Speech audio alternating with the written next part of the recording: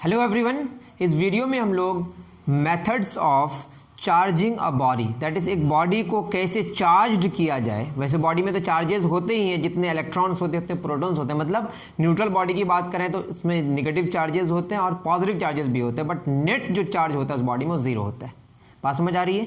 हम बात कर रहे हैं कि नेट एक्सेस चार्ज, मतलब नेट पॉजिटिव चार्ज आ जाए या नेट नेगेटिव चार्ज आ जाए उस बॉडी में, किसी बॉडी में, वो कैसे लाया जाए, उनके मेथड्स को उसके मेथड्स को जानने की कोशिश करेंगे। तो टॉपिक है हमारा methods of charging a body. सबसे पहला जो मेथड होगा हमारा, जो कि ऑलरेडी हम लोग पढ़ चुके हैं बट थोड़ा सा और इसमें डिस्कस करेंगे, इसको बोलते हैं चार्जिंग बाय फ्रिक्शन या चार्जिंग बाय रबिंग, जिसको हम बोलते हैं, है ना।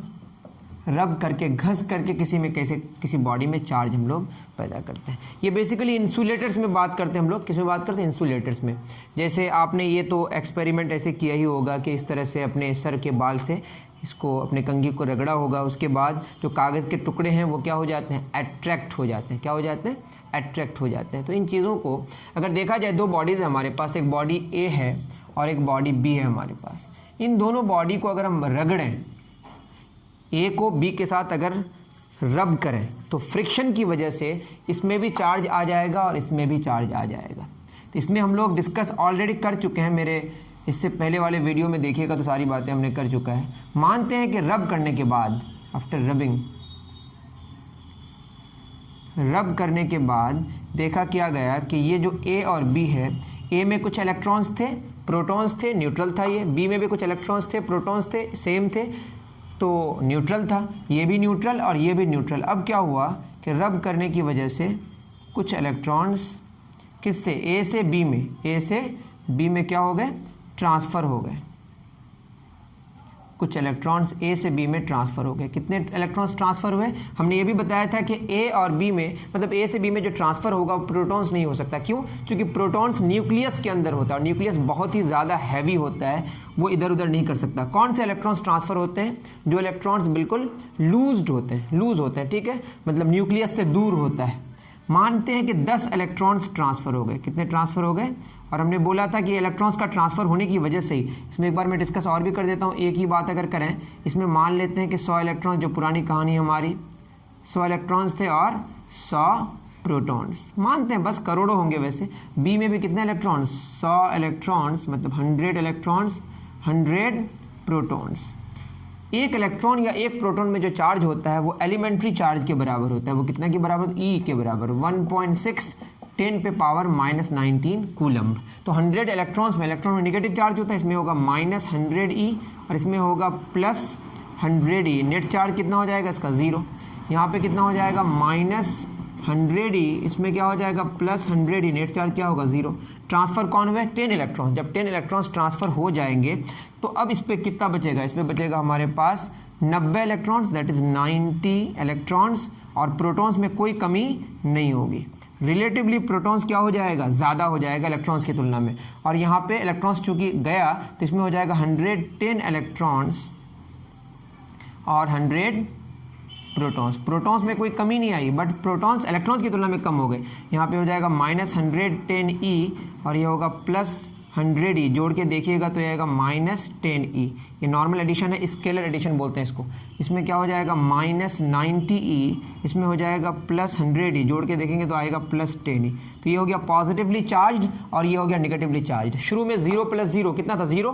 बाद में भी +10 ई, -10 ई, जोड़ के देखिएगा तो कितना आएगा? 0। दैट इज नेट चार्ज जो किसी सिस्टम का होता है, आइसोलेटेड सिस्टम का, वो न तो पैदा कर सकते हैं और नहीं ख़त्म कर सकते। मतलब जितना पहले था उतना बाद में भी। सब डिस्कस हम कर चुके हैं कंजर्वेशन ऑफ चार्ज में, तो वो डिस्कस करना हमारा मकसद नहीं था। बात ये की कि रब करने के बाद जिससे इलेक्ट्रॉन्स जाएगा, तो जिससे इलेक्ट्रॉन्स जाएगा तो इसके मास में कमी आएगी, तो इसका मास डिक्रीज कर जाएगा, इसका मास इंक्रीज कर जाएगा। ये तो एक बात है, मैंने एक्स्ट्रा बता दी।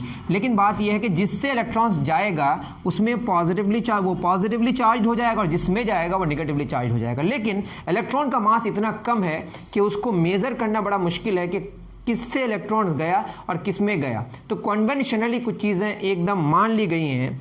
क्या क्या मान ली गई है? जैसे अगर हम लिस्ट करें, लिस्ट में दिया हुआ है कैट्स स्किन सबसे पहला है, उसके बाद है हमारा फर, उसके बाद क्या है? ग्लास, फिर कॉटन, इस तरह से और भी चीज़ें हैं, सिल्क वुड, सिल्क वुड, उसके बाद rubber resin amber, rubber resin amber, sulphur ebonite, जो भी है। अब ये एक लिस्ट आपकी किताब में गिवन है, वैसे लिस्ट चेंज भी हो सकता है। मैं अगर इसको फॉलो करूं तो इसमें क्या है ना कि इसके अकॉर्डिंग अगर आप जाइएगा तो पहले पॉजिटिव चार्ज होगा, बाद में नेगेटिव चार्ज। मतलब ये है कि जैसे अब मैं कैट स्किन लूँ और फर लूँ, तो कैट्स स्किन और फर को अगर मैं रब करूँ तो आपको ये मान लेना है कि कैट्स के स्किन में पॉजिटिव चार्ज होगा और फर के स्किन में नेगेटिव चार्ज होगा। बस आपको ये मान लेना है, ये एक्सपेरिमेंट करके वेरीफाई कर लिया जा चुका है। तो कैट के स्किन को अगर हम ग्लास से रब करें तो ग्लास में नेगेटिव चार्ज आएगा और कैट के स्किन में पॉजिटिव चार्ज आएगा। उसी तरह ग्लास को कॉटन से अगर रब करें तो ग्लास में पॉजिटिव चार्ज आएगा और कॉटन में नेगेटिव आएगा। तो पहला वाला में पॉजिटिव, दूसरे वाले में नेगेटिव। मतलब मतलब ये वाला जो प्रायोरिटी है, जो भी इसका नाम है, मतलब ये एक जो ऑर्डर है, इस ऑर्डर में अगर आप देखें, जैसे कॉटन को सिल्क को अगर वुड से रब करें तो सिल्क में आ जाएगा पॉजिटिव, मतलब सिल्क से वुड की तरफ इलेक्ट्रॉन्स जाएगा। मतलब इधर से जो जा रहे हैं ना आप, जैसे मैं रबर और रेजिन लूँ, रबर और इबोनाइट लूँ, तो रबर इबोनाइट को अगर हम क्या रब करें तो रबर से इबोनाइट की तरफ इलेक्ट्रॉन्स ट्रांसफर होगा। मतलब रबर में पॉजिटिव चार्ज आएगा और इबोनाइट में नेगेटिव चार्ज आ जाएगा। तो ये कहानी आपको समझ आ गई होगी। ग्लास को अगर हम सिल्क से रब करें तो ग्लास में, तो बहुत फेमस है, ग्लास को सिल्क से अगर रब करें तो ग्लास से इलेक्ट्रॉन्स जाता है सिल्क की तरफ, दैट इज ग्लास में पॉजिटिव चार्ज आ जाएगा और सिल्क में नेगेटिव चार्ज। मतलब ग्लास पॉजिटिवली चार्ज हो जाएगा और सिल्क निगेटिवली चार्ज हो जाएगा। मतलब ये नहीं है कि ग्लास हमेशा पॉजिटिवली चार्ज हो, ग्लास निगेटिवली चार्ज भी हो सकता है। कब? जब कैट के स्किन के साथ ग्लास को रब करेंगे तो ऐसा पाया गया है कि कैट का स्किन को पॉजिटिव चार्ज मिलता है और ग्लास को नेगेटिव चार्ज मिलता है। आपको बात ये याद रखनी है कि जब रब करते हैं तो इलेक्ट्रॉन्स एक बॉडी से दूसरे बॉडी में ट्रांसफर होता है, जिससे ट्रांसफर होता है वो पॉजिटिवली चार्ज होता है और जिसमें ट्रांसफर होता है वो निगेटिवली चार्ज होता है। और ये इसका एक ऑर्डर है कि समझ रहे हैं आप क्या बोल रहे हैं। तो ये है चार्जिंग बाई फ्रिक्शन। ये बेसिकली किस में होता है? इंसुलेटर्स में। ठीक, चलिए बहुत अच्छी बात है। एक्चुअली जब रब करते हैं तो उसके पास इतनी एनर्जी आ जाती है कि वो इधर से उधर हो पाता है। वैसे इंसुलेटर्स में इधर से उधर चार्ज होना बड़ा मुश्किल है, लेकिन इतनी एनर्जी इसको मिल जाती है। क्या करने की वजह से? रब करने की वजह से। थर्मल एनर्जी शायद कुछ बोलते हैं इसको, है ना। नेक्स्ट हमारा second number, charging by conduction. Charging by conduction, हम लोग ये समझ गए कि कैसे किसी बॉडी को चार्ज किया जा सकता है। मान लेते हैं कि एक हमने ग्लास के रॉड को हमने क्या किया? चार्ज कर लिया। क्या कर लिया? चार्ज कर लिया। और ये जो रॉड है, इस तरह का रॉड है हमारा, कोई भी एक रॉड है, इसमें कौन सा चार्ज आ गया है? पॉजिटिवली चार्ज है। कैसा चार्ज है? Positively charge. और हमारे पास एक कंडक्टर है, ठीक है, मेटालिक स्फीयर है। ये कौन सा स्फीयर है? Metallic sphere. कौन सा स्फीयर है? Metallic sphere. या कोई भी एक रॉड है यहाँ पे ना, चार्ज रॉड है, चार्ज है, ठीक है, कुछ भी। तो चार्ज रॉड है। लेकिन अब यहाँ पे हम पकड़ेंगे तो प्रॉब्लम क्या होगा कि हम पकड़ेंगे तो मैं भी एक कंडक्टर हूँ, इसको पकड़ के इसको लेके जाएंगे तो इसका चार्ज इसमें आएगा, उसका चार्ज हम में आएगा, फिर मेरे से फिर कहाँ चला जाएगा? ज़मीन में चला जाएगा, तो सारा चार्ज लीक हो जाएगा। तो बेटर यही है कि यहाँ पे क्या कर दें, इसमें एक स्टैंड दे दें। क्या दे दें? स्टैंड। और ये इंसुलेटर है, ये क्या है हमारा? Insulating stand, insulator. तो इसको अगर पकड़ के रखेंगे तो कोई प्रॉब्लम नहीं होगा। चार्ज कहाँ पे आएगा? मेटालिक स्फीयर में आएगा, और मेटालिक स्फीयर से फिर इस इंसुलेटर में नहीं आ पाएगा। क्यों? क्योंकि इंसुलेटर क्या? Bad conductor of electricity. तो जब इसको टच कराएंगे, क्या कराएंगे? टच कराएंगे। तो यहाँ पे मुझे लगता है ग्लास का रॉड दिया हुआ है, लेकिन आप यूँ माने कि ये कोई रॉड है जो मेटालिक ही होना चाहिए, क्योंकि फिर यहाँ से यहाँ इलेक्ट्रॉन में मतलब चार्ज ट्रांसफर हो पाएगा कि नहीं? सारा चार्ज तो इसी में रहने की कोशिश करेगा ना, ठीक है। तो जो भी हो, मैं इसको क्या किया, इसको इसके साथ अब टच कराया। क्या कराया? ये हमारे पास रॉड है जिसमें पॉजिटिव चार्ज है। अब ये 4+ दिखाया, इसका मतलब 4 ही चार्ज ऐसा नहीं है, ये बहुत सारे चार्ज है, लेकिन हमने बस दिखाया कि पॉजिटिवली चार्ज है। अब यहाँ पे इसको अगर इसको टच करा दें, और यहाँ से लीक तो नहीं हो सकता चार्ज, क्योंकि इंसुलेटर है। अब क्या होगा? ये पॉजिटिव चार्ज सारा अब इसमें नहीं रहेगा। क्या होगा? थोड़ा सा चार्ज इसमें रहेगा और थोड़ा इसमें चला जाएगा, ठीक है। थोड़ा इसमें रहेगा, थोड़ा इसमें चला जाएगा। अगर दोनों आइडेंटिकल होगा, इसका और इसका, मतलब दोनों आइडेंटिकल साइज़ का होगा, दोनों आइडेंटिकल होगा इस मामले में कि दोनों का नेचर सेम हो, दोनों का मटेरियल सेम हो, तो आधा चार्ज इसमें रह जाएगा, आधा चार्ज उसमें रह जाएगा। मेरी बात समझ आ रही है? ये भी मेटालिक होना चाहिए जहाँ तक मैं समझ पा रहा हूँ। जो भी हो, जब हम टच कराए, क्या कराए? टच कराए। तो टच कराए तो जो चार्ज है किसमें, एक बॉडी है जो चार्ज है और एक बॉडी जो न्यूट्रल है। तो न्यूट्रल वाला कह रहा है कि जब हमको टच करा दिए तो कुछ चार्ज हमको भी दे दो, तो कुछ चार्ज उसमें भी क्या हो जाता है, ट्रांसफर हो जाता है। मतलब यहाँ पे थोड़ा सा चार्ज इसमें रहता है, थोड़ा सा चार्ज उसमें रहता है। जिसमें जैसी कैपेसिटी है उतनी चार्ज, ज़्यादा वाली कैपेसिटी में ज़्यादा, मतलब जिसमें ज़्यादा कैपेसिटी उसमें चार्ज ज़्यादा चला जाएगा, इसमें कम कैपेसिटी उसमें चार्ज कम रह जाएगा। लेकिन दोनों अगर आइडेंटिकल होगा हर मामले में, नेचर में, साइज में, तो जितना चार्ज इसमें रहेगा उतना चार्ज उसमें रहेगा। समझ रहे हैं? इसको हम फर्स्ट मान लेते हैं, इसको सेकंड मान लेते हैं। If first and second are identical, है ना, और मानते हैं कि इसमें चार्ज Q था, इसमें चार्ज हमारा क्या था, इसमें चार्ज Q था, तो क्या होगा जब इसको टच कराएंगे, ठीक है, जब इसको टच कराएंगे किसके साथ, इसके साथ, तो आधा चार्ज इसमें आ जाएगा और आधा चार्ज इसमें आ जाएगा। मेरी बात समझ पा रहे हैं? तो एक और दो, क्या सिंपल सी बात है कि जब एक बॉडी में, एक बॉडी चार्ज है, एक बॉडी चार्ज है, उसको हमने दूसरे बॉडी से टच कराया, तो एक बॉडी का चार्ज दूसरे बॉडी में भी थोड़ा चला जाता है, जितनी जिसकी कैपेसिटी होती है उसके अकॉर्डिंग उसमें चला जाता है। समझ रहे हैं मेरी बात? जैसे, ठीक है, आप बात समझ ही पा रहे हैं। जैसे मैं बात करूं कि हमारे पास एक बाल्टी पानी है और दूसरी बाल्टी पानी को, मतलब दूसरी बाल्टी भी मैंने लेके आया जो खाली है, उसके बाद एक हमने होल किया, उसके बाद पाइप से उसको हमने जोड़ दिया। तो जोड़ने के बाद क्या पता चला कि जो पानी ज़्यादा वाला जिसमें पानी है वो वाला पानी, थोड़ा पानी किसको दे देगा, दूसरी बाल्टी को भी दे देगा। मतलब इस तरह की बात है कुछ। तो यहाँ पे तो कोई ऐसा नहीं है कि ये कोई यहाँ पे कोई पाइप होगा उससे पानी जाएगा। यहाँ तो क्या है कि अगर आप टच करा दिया और दोनों अगर मेटालिक है, मतलब दोनों अगर कंडक्टर है, तो एक बॉडी का चार्ज दूसरे बॉडी में चला जाएगा, क्योंकि दूसरे में कैसा चार्ज है, दूसरे में चार्ज ही नहीं, न्यूट्रल बॉडी है वो, उसमें नेट चार्ज 0 है, एक में नेट चार्ज पॉजिटिव है। तो पॉजिटिव वाला चार्ज जिसमें ज़्यादा है, मतलब जिसमें पॉजिटिव चार्ज है, वो चार्ज थोड़ा चार्ज किसको देगा, दूसरे वाले बॉडी को। अगर दोनों आइडेंटिकल होगा तो दोनों में इक्वल अमाउंट ऑफ चार्ज आ जाएगा, मतलब वही चार्ज बस रीडिस्ट्रीब्यूट हो गया। ऐसा नहीं कि इसके पास कोई अलग से चार्ज है, यही वाला चार्ज उसमें थोड़ा चला गया, इसमें थोड़ा रह गया। मान लेते हैं 5 कूलम चार्ज है तो 2 कूलम उसको दे दिया, 3 कूलम खुद रख लिया, या 5 कूलम चार्ज है 3 कूलम को दे दिया, 2 कूलम।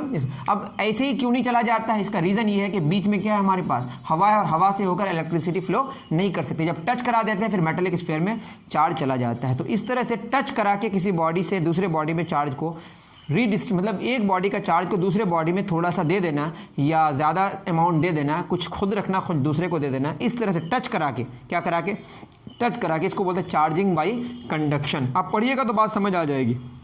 चार्जिंग बाय कंडक्शन क्या हो गया, किसी दूसरे बॉडी को जो अनचार्ज्ड बॉडी है उसके नज़दीक चार्ज्ड बॉडी लेके आए और टच करा के दूसरे बॉडी को चार्ज्ड कर दिए। लेकिन यहाँ पे क्या हुआ, यहाँ पे जिस बॉडी को आपने लाया चार्ज्ड कराने के लिए दूसरे को, तो खुद में कुछ कमी आती है और दूसरे में नेट चार्ज 0 था उसमें थोड़ा बढ़ जाता है। नेगेटिव चार्ज लाके भी कर सकते हैं आप, बात समझ आ रही है? तो इसमें क्या होता है कि जिस बॉडी को आप लेके आ रहे हैं चार्ज करने के लिए दूसरे को, खुद तो चार्ज है वो, लेकिन खुद के चार्ज, मतलब खुद के चार्ज का जो मैग्नीट्यूड है उसको कम करना पड़ता है, तब दूसरे में चार्ज देना पड़ता है। ये टच करा के दूसरे बॉडी को चार्ज दे देना, उसको हम बोलते हैं चार्जिंग बाय कंडक्शन। ठीक है, मैं ज़्यादा ही बोल दिया लेकिन बात आपको समझ आ गई होगी, इतनी मैं उम्मीद करता हूँ। कमेंट में ज़रूर लिखें कि समझ आया कि नहीं। ठीक है, चार्जिंग बाय कंडक्शन हो गया।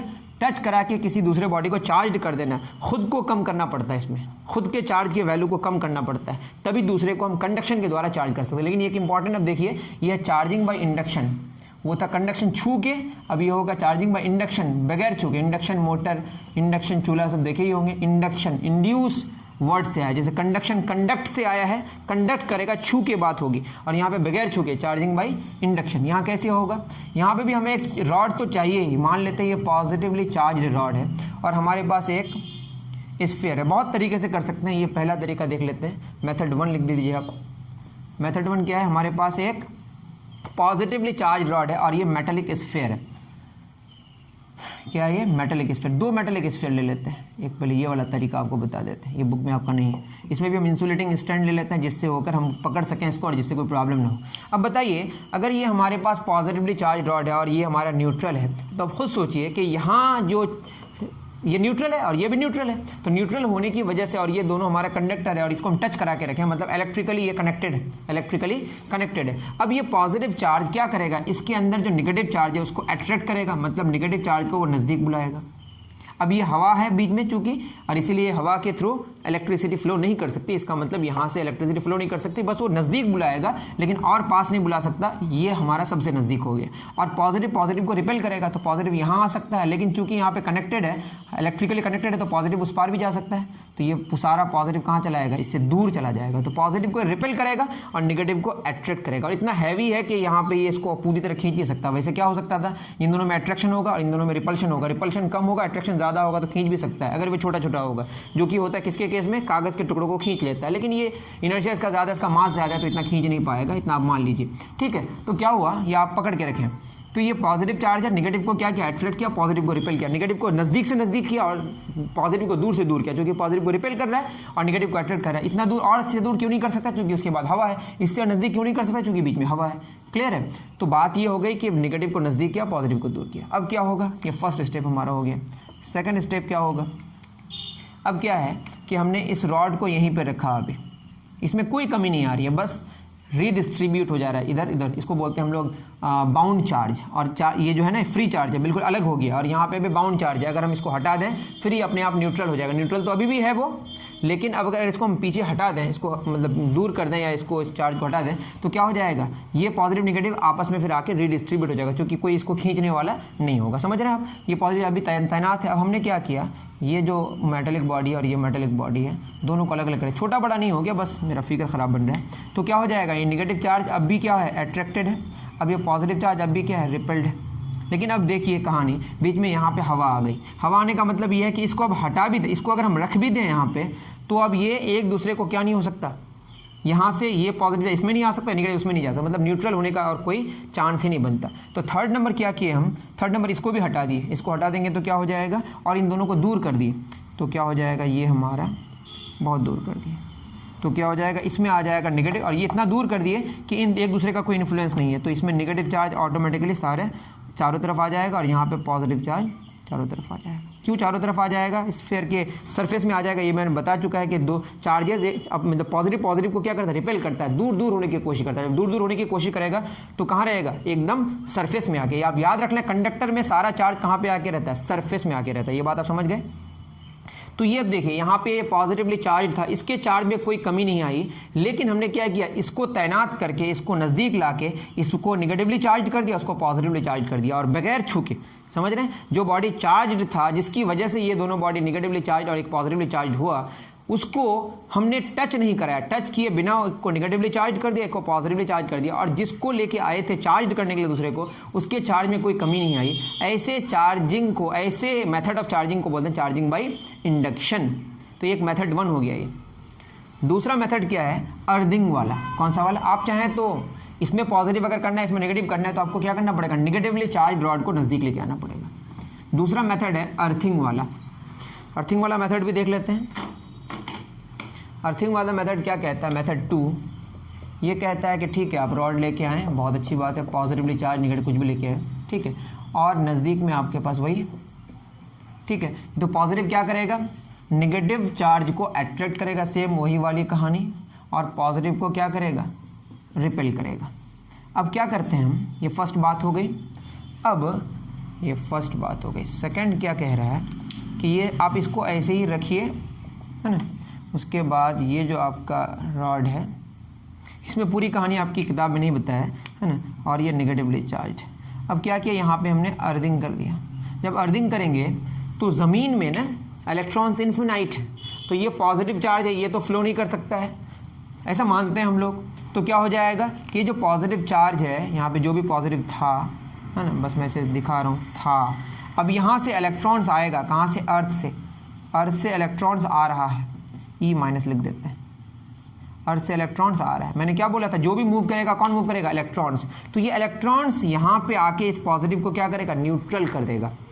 क्या कर देगा, न्यूट्रल कर देगा। और ये निगेटिव क्यों नहीं भागेगा यहाँ से, क्योंकि निगेटिव इस पॉजिटिव की वजह से अट्रैक्टेड है, और ये पॉजिटिव यहाँ से इलेक्ट्रॉन्स जो आ रहे हैं उसको क्या कर दे रहा है, न्यूट्रल करा दे रहा है। तो अर्थिंग करने से ये जो पॉजिटिव चार्ज है, अर्थ से इलेक्ट्रॉन्स निकल के आके इस पॉजिटिव चार्ज को क्या कर दिया, न्यूट्रल कर दिया। तो आप यूँ समझे, जो भी मूव करता है, कौन मूव करता है, सिर्फ निगेटिव चार्ज। तो अर्थ से निगेटिव चार्ज आया और इसको क्या कर दिया, न्यूट्रल कर दिया। याद रखें कि अर्थ से इलेक्ट्रॉन्स जितना निकल जाए या जितना आ जाए वो हमेशा न्यूट्रल ही मानेंगे, अर्थ को हम क्या मानेंगे, न्यूट्रल। तो अब बताइए, ये तो अभी तैनात ही है। थर्ड नंबर, अब क्या देखा हम लोगों ने, ये पॉजिटिवली चार्ज है, उसके बाद देखा थोड़ी देर बाद ये ऐसा हो गया, ये तो न्यूट्रल हो गया, मतलब ये ऐसा ही हो गया, अभी थर्ड पॉइंट नहीं है। उसके बाद अगर हम इसको हटा भी दें, किसको, अगर हम मान लेते हैं, ये देखिए अर्थिंग को अभी भी लगा के रखना पड़ेगा, क्यों, क्योंकि अर्थिंग अगर लगा के नहीं रखेंगे, अर्थिंग लगा के है भी, ठीक है। अब क्या हुआ कि इस पॉजिटिव चार्ज को अगर हम हटा दें, ये पॉजिटिव बहुत दूर करता है, दूर करने के बाद क्या होगा, ये नेगेटिव चार्ज को तो ये अट्रैक्ट करके नहीं रखा होगा, ये नेगेटिव चार्ज फिर क्या हो जाएगा, लूज हो जाएगा, और ये इस वायर से होकर फिर कहाँ चला जाएगा, अर्थ में। तो अब भी इसको तैनात करके रखना है। और थर्ड नंबर में क्या करना है, इसको तैनात ही रखना है, किसको, पॉजिटिवली चार्ज बॉडी को, है ना। और नज़दीक में जो ये वाला है, यहाँ पे नेगेटिव चार्ज यहाँ पे आ गया, और ये हमारा ऐसा किया हुआ है। और अब अर्थिंग को हटा दिए, अब अर्थिंग हटा दिए तो अब ये चार्ज कहीं पे भी जाने वाला नहीं है। अब अर्थिंग की वजह से वो ज़मीन में जा सकता था, लेकिन अब क्या होगा, अब नहीं जा पाएगा, क्यों, क्योंकि हमने अर्थिंग हटा दिया। और ये पॉजिटिवली चार्ज, अब भी पॉजिटिव चार्ज इसको क्या करके रखा है, अट्रैक्ट करके रखा है। अब इसको हटा भी देंगे तो कोई परेशानी नहीं है। तो फोर्थ नंबर में हमने क्या किया, इसको हटा दिया, बस इसको रखा, तो क्या हो जाएगा, ये जो नेगेटिव चार्ज है वो पूरी तरह रीडिस्ट्रीब्यूट हो जाएगा, अब कहीं जाने वाला वो नहीं है। तो इस तरह से हमने इसको क्या कर दिया, नेगेटिवली चार्ज कर दिया। तो आप क्या कर सकते हैं, अगर यहाँ पे नेगेटिव चार्ज लेंगे तो यहाँ पे पॉजिटिव को क्या करेगा, वो अट्रैक्ट करेगा, नेगेटिव को रिपेल करेगा।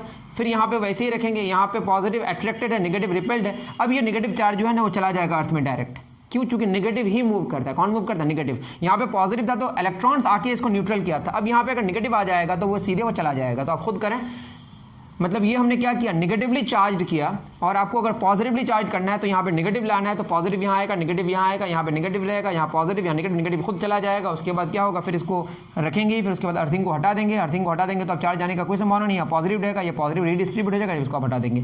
तो यहाँ पे भी क्या हुआ कि बगैर छुए नहीं हम, लेकिन जो दूसरा बॉडी है जो न्यूट्रल था उसको हमने क्या कर दिया, चार्ज कर दिया बगैर छूकर। तो बगैर छूकर किसी दूसरे बॉडी को अगर हम चार्ज कर देते हैं तो इस method of charging of body को हम बोलते हैं चार्जिंग बाय इंडक्शन। एक है चार्जिंग बाय कंडक्शन, एक है चार्जिंग बाय इंडक्शन। और सबसे पहले जो सबसे जरूरी चीज़ है समझना, वो चार्जिंग बाय फ्रिक्शन, जो कि हमने सीख लिया। उसमें हमने एक ऑर्डर दे दिया कि उस ऑर्डर में जो पहले आएगा वो पॉजिटिव होगा, जो बाद में आएगा वो नेगेटिव होगा। मतलब पहले से दूसरे में, मतलब पहले से दूसरे की तरफ क्या होगा, इलेक्ट्रॉन्स ट्रांसफर करेगा, जिससे इलेक्ट्रॉन जाएगा उसमें पॉजिटिव, जिसमें जाएगा उसमें नेगेटिव। ये सारी बातें हमने कर ली है। उम्मीद करता हूँ कि आप बहुत अच्छे से समझ पाएँ। और हमारा डिस्क्रिप्शन ज़रूर चेक कीजिएगा। मैंने कहा, कई बार कहा कि ये पूरा का पूरा जो यूट्यूब चैनल है वो कंट्रीब्यूशन के तहत चलता है, तो आपको सपोर्ट उसका सेक्शन ज़रूर देखें। आपको अगर सपोर्ट करना है तो उस अकाउंट नंबर से आप कर सकते हैं, पे कर सकते हैं, उस अकाउंट नंबर पे कर सकते हैं, या आप उस मेथड से नहीं करना चाहते हैं, दूसरे मेथड से करना चाहेंगे तो आपके पास एक नंबर है, वो नंबर डिस्क्रिप्शन में गिवन है, वहाँ पे हमको व्हाट्सएप में कॉन्टैक्ट कर सकते हैं। मिलते हैं फिर नेक्स्ट वीडियो पे। Thank you very much.